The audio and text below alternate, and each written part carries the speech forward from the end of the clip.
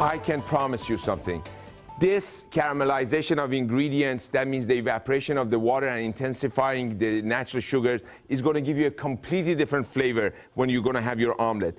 Omelets are not basically ingredients thrown together and cooked in an egg, and due to that fact, and you're waiting for your ingredients to cook, you overcook your eggs. That's not really what it is. It's an art to cook eggs, and we're going to talk about that in one moment. I'm going to scrape all those yum-yums from the bottom.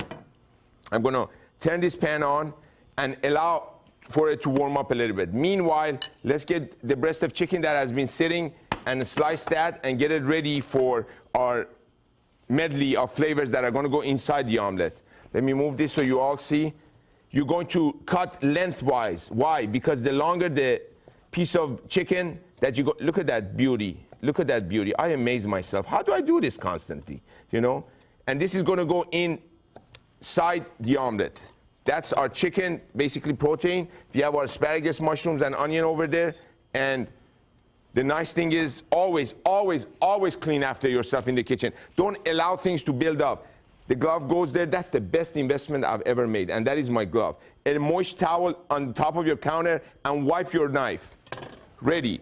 I want to show you something that is very important in cooking omelets. Butter is not used just because it's a source of fat and flavor. Butter is also an indicator. What do I mean by that? When I add this piece of butter in here, you're going to see what's going to happen. It's going to start melting.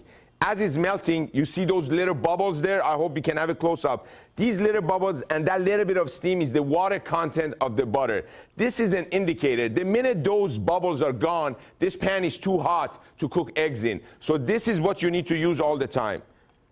And then I'm going to drizzle a little bit of extra virgin olive oil. I'm an olive oil man, so I love cooking with olive oil.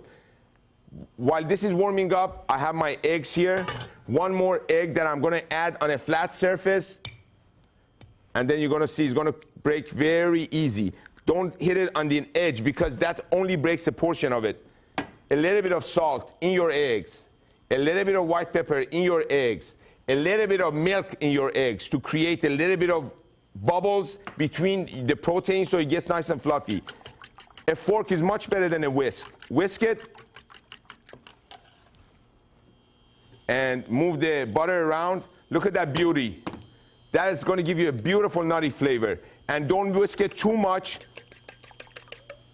Go in there. In that temperature. You do not want it to be too hot. If it's too hot, over 150 degrees, your proteins are going to coagulate instantly. And you're going to get a very, very tough eggs. Look at this, guys. You ready? Move it around and allow it to sit. As it's sitting, you're going to see the edges start building up. We're going to move this to the middle. What is cooked, and tip our pan so the raw comes back and keeps on cooking. When you come back and see the finished product, you're going to have all these beautiful flavor in the middle. Goat cheese, Parmesan, shaved Parmesan in top, folded and roasted in the oven. I have some roasted potatoes. That's going, look at this. Oh my God. Derica, you ready, honey? I bet Britt is ready. And now look what we're going to do. We're going to move this. We're going to move this to one side, and we're going to put all the ingredients on the side that is not completely cooked. But chef, that's raw egg. Don't worry, everybody. It's going to cook all the way through, I promise. Wow, wow, wow. The beautiful